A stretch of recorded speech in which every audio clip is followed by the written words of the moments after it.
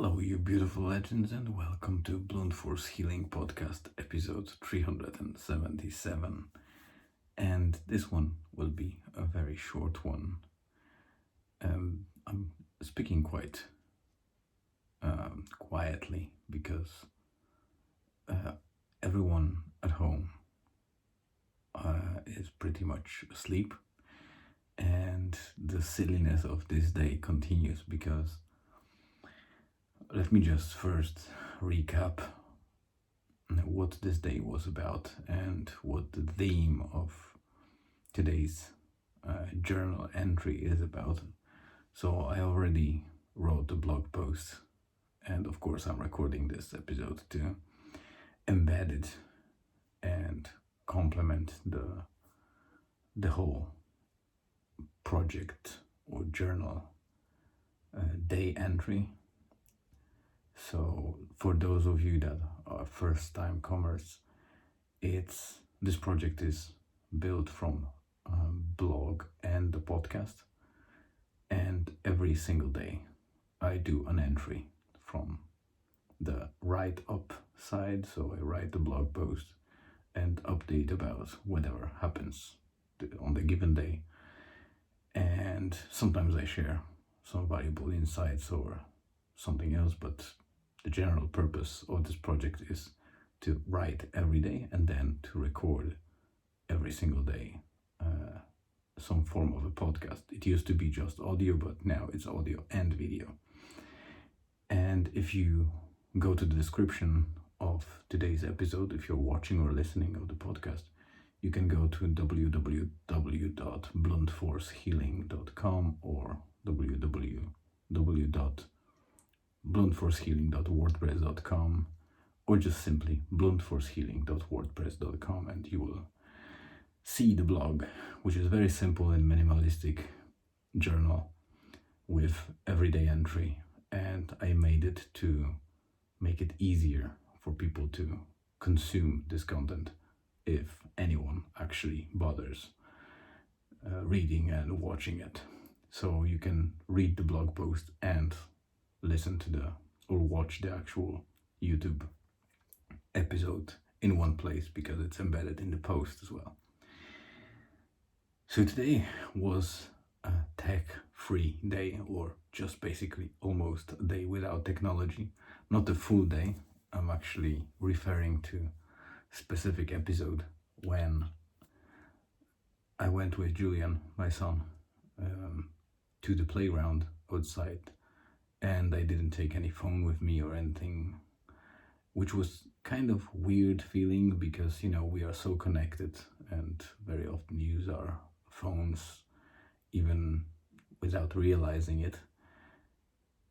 And while I have that conscience-based thing that I do my best, and I'm quite good in not using the phone while I spend time with family, unless I take the picture or video, or basically search for some location and try to find a way by Google Maps or something like that.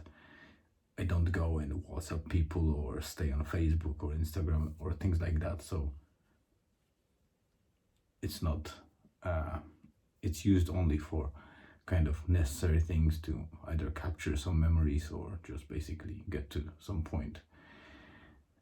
And for that reason, it was weird that I couldn't take some photo or video of our activities that we done with Julian. But at the same time, I felt so relieved and free from that technology. I had only my Apple Watch, but obviously it is a Series 5, I believe, so it still doesn't do much without the phone in close proximity. For the folks in the US, you probably have Apple Watch 5 with the SIM ability, so it can be self-sustainable. It can connect to the cellular network. Here in Ireland and in Poland, we don't have that ability because of the legislations that don't allow for, I would say, double SIM copy for some regulatory reasons.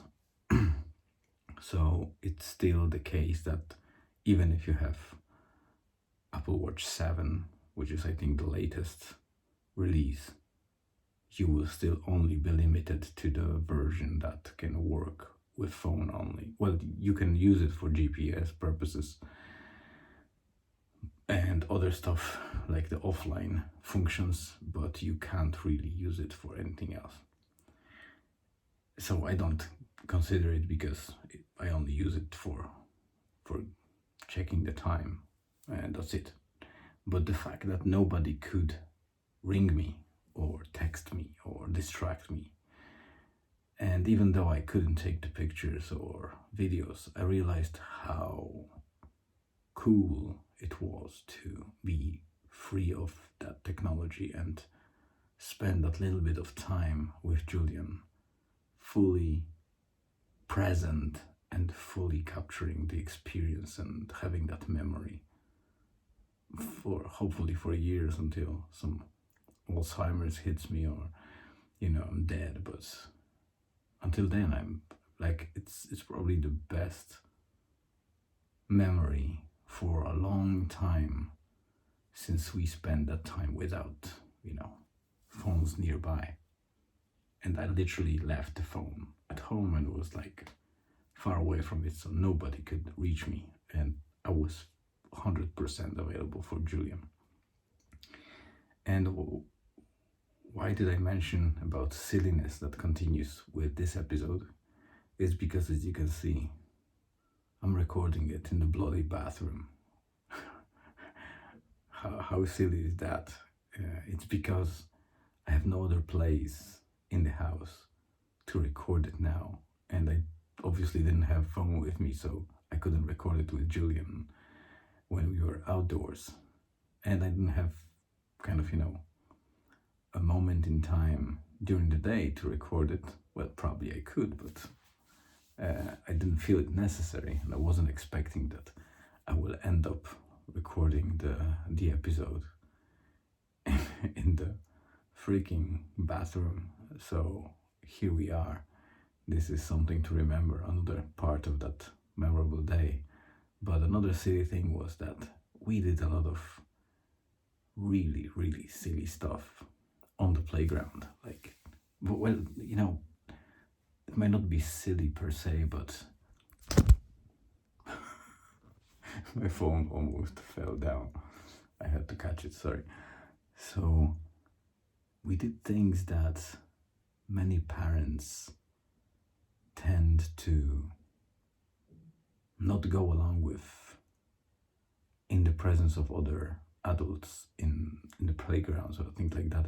I see many times parents coming to the playground with kids, and kids are kind of shouting, "Oh, dad or mom, come and, let's say, go on a swing with me," or things like that. And obviously some parents will just come and help them to swing, but there are bigger swings, like the ones that you can lie down and they have like a mesh made with the ropes, and there's enough space to put two people together. And we did that. So we were kind of swinging and looking at the sky, at the clouds, and it was amazing feeling to have him close to me. And then we went to use all those kind of children's stuff or gear on the playground with the monkey bars and all that stuff, having a lot of fun. And in the end, we went on a big kind of pipe slide.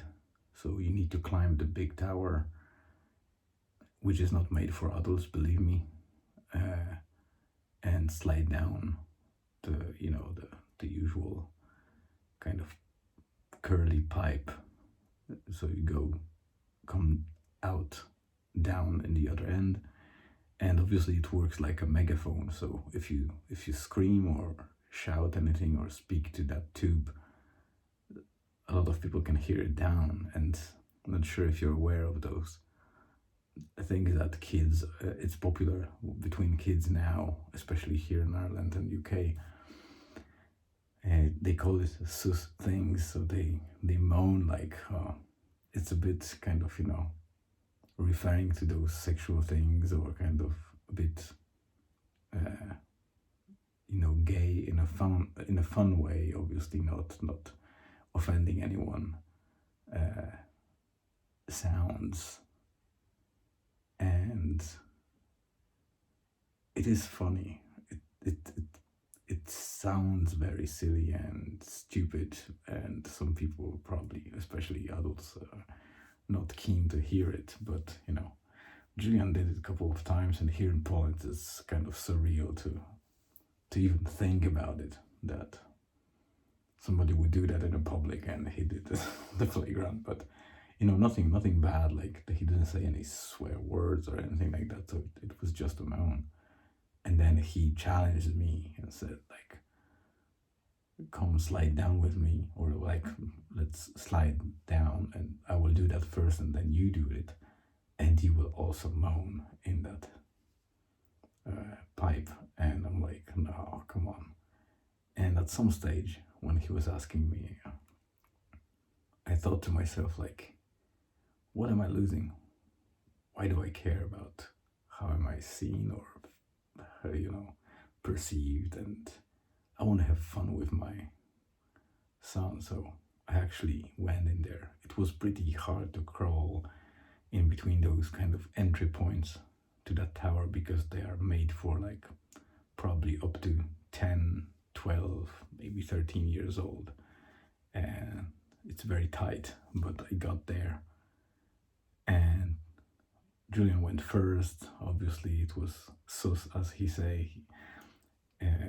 We brought a bit of attention from people, and then he still didn't believe that I will moan. So he knew that I will slide down probably, but that I won't moan. And I did probably the silliest, stupidest moan, and most realistic one that brought so much attention that we both laughed like hell afterwards. So it was a very fun situation. And prior to that, we actually went onto one of those spinning kind of carousel things, like a bench with the thing in the middle where you spin and you get that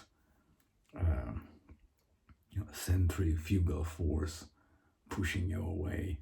There's a lot of fails around that where people are kind of falling off those things, but obviously we did it in the safe way. But then we tried to stood up after spinning for a while, and that was silly as hell because we were just we couldn't stand. So this day was magical. I will definitely remember that. And tomorrow we are heading to my home grounds on the other side of Poland. Well, there's a big river called Vistula River that divides kind of Poland into two halves.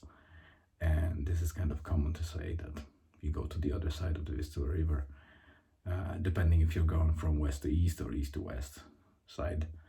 So yeah, my home grounds are on the other side. We will go there, drive tomorrow hopefully early, to get some shopping done, prepare wood and the fireplace and general kind of sleeping area by the lake in the cottage that my parents have, hopefully, and spend a couple of relaxing days there. So it will be challenging because the coverage is not best there, but I hope it will be enough to record stuff and upload it. So stay tuned. A lot of cool